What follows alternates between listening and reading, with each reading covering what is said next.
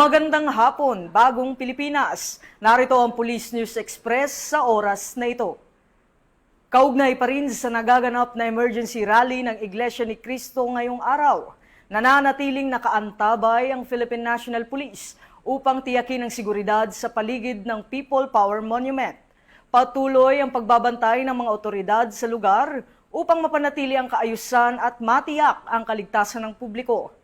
Mula sa People Power Monument, narito ang ulat ni Patrolman Edwin Baris. Magandang araw Pilipinas, ako pa rin po si Patrolman Edwin Baris. Ngayon ay araw ng Miyerkules, alas 3 ng hapon. Makikita niyo po sa aking likuran ang mahigit 4,000 mga miyembro ng Iglesia ni Cristo kung saan sila ay nagsasagawa ng kilos protesta.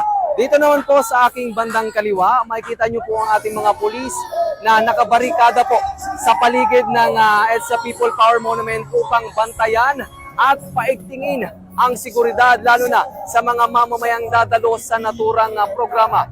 Mapapansin niyo rin po yung ating weather is makulimlim at ang ating mga participants ay kanya-kanya nang nagbubukas ng kanilang mga payong upang pananggala sa ambon. At yan ang pinakahuling updates dito sa EDSA People Power Monument.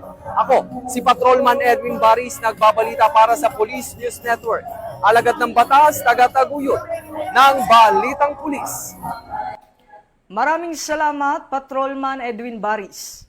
At para sa napapanahong balitang pampulisya, laging tumutok sa Police News Network. Alagad ng batas, tagataguyod ng Balitang Pulis. Ako po si Patrolman Don Brosas at ito ang bagong PNP para sa bagong Pilipinas. Serbisyong mabilis, tapat at nararamdaman.